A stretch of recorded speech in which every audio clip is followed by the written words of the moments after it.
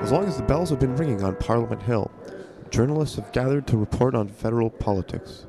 But in a changing media landscape, not everyone is granted this access.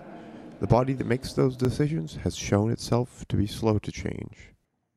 David Aiken covers federal politics for CanWest. He also sits on the board of directors of the Parliamentary Press Gallery. It's an organization as old as Parliament itself. It's also the body that decides who gets a pass to cover the House of Commons. Well, the website's, by everybody's admission, is, definitely pretty stale and pretty antiquated. The good news is we have seen the prototype, it's in the works, and it should launch very, very quickly. Part of the reason the Press Gallery is so slow to change is that it's deeply rooted in the traditions of Parliament.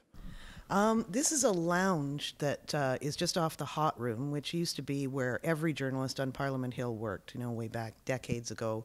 If you were sent to Parliament Hill by your newspaper, generally there were only newspapers then, maybe a couple of radio stations. On Friday nights, the press club, all the bureaus used to go and meet there. There was a large culture of that. The press club was a place where members of the gallery could mingle with prime ministers. And behind that wall, the bar stretched all the way down this wall here. And then down at the end, behind those doors, that was a pool room. There's a huge pool table in there.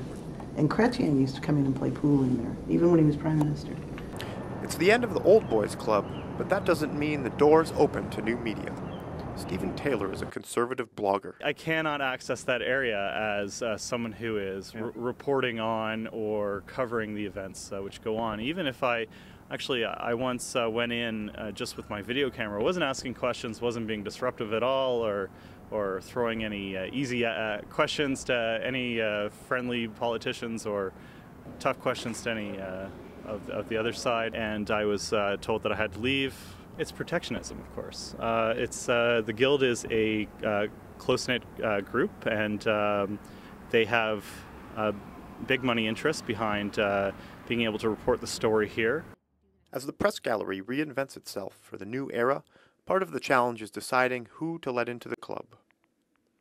So from time to time we have to discuss issues about who's a journalist, and that sometimes can be a bit contentious, and we spend actually a great deal of our time taking applications in. Does the fact that they're online only present a problem? No, as long as they show that their journalists they want to put here is your full-time job, and that the uphold standard journalism practices.